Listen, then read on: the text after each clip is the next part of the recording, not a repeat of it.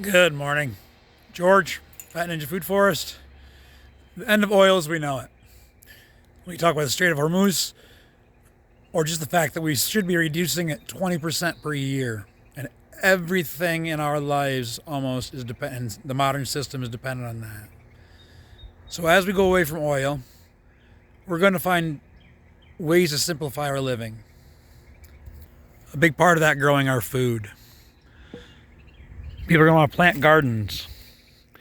Take their yard, which isn't doing much at all, and turn it into a garden. I want to push permaculture.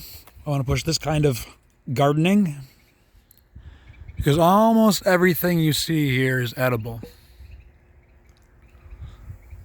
We do it in 7 layers. This fruit tree would be what we call the 6th layer. There's also the canopy layer.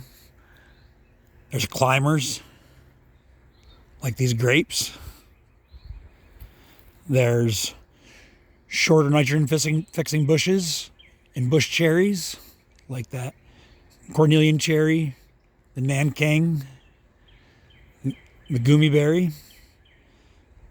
There's the shrub layer below that of gummy berries, currants, jostas. The herbaceous layer of comfrey and other herbs and flowers. There's ground covers. There's rooting crops. This is all designed to mimic the edge of a forest and work in a symbiotic relationship. Sharing the needs, sharing the surplus. We see these walkways. Most of them are curved and bent. They're swales. They're on contour, like a hiking map. So we have these swales catching the water, and behind it we have what's called hugelkultur. Basically buried tree branches, buried organic matter, acting as a giant sponge to suck up that water and hold it, create diversity. We do it in zones. The closer to the house we are, it's also called patterns of use. Somewhere we are more, we're out here twice a day at least, letting the chickens in and out. This is zone 1 garden. Zone 2 we're in less, but we also have annual garden down there. But we also have an annual garden in zone 2, which is more storage crops. Cabbage, beans, carrots, stuff like that. Onions, garlic. Out in the food forest, zone 2, we'll be more in guilds. We'll go look at a guild and talk about that. So I mentioned guilds in the beginning. The layers, how there's 7 layers. But it's also designed so the flowers and cover crops down below, the shorter layers, flower from the inside to the out, whatever time of year it is, becoming dense, like the edge of a forest does. Even the nitrogen-fixing bushes around it and edibles around it flower at different times. Our silverberry first, then the gummy berry, then the autumn olive. So there's always something there to call in the pollinators, to call in the beneficial insects, to feed us and the birds around us.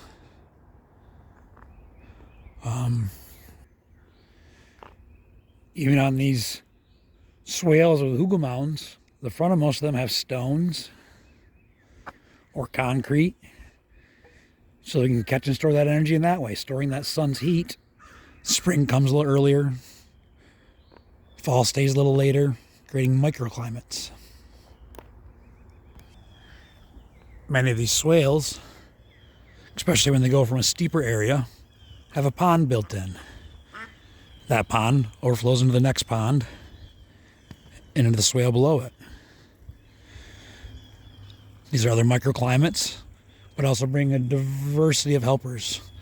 The dragonflies and frogs around this pond are just so incredible to see. I'll just end real quick up here. This is our youngest part of the food forest, loaded with a tremendous amount of edible plants, animals, and fungi. But it was free. This was all from cuttings or bartering, just to show how inexpensive it can be once we understand how to propagate all these things, working with nature, not against it, and finding our community. I'm George, fatten your food forest. Let's help one another through these coming times. Change can be better than a holiday. Let's make the problem the solution. Let's observe and interact. I say it over and over, but let's catch and store energy. These are permaculture principles. Please like, share, and subscribe. I'm going to try and do more and more videos now. Help me get the views. I could use some suggestions on what I'm not doing. Change better than a holiday. Peace.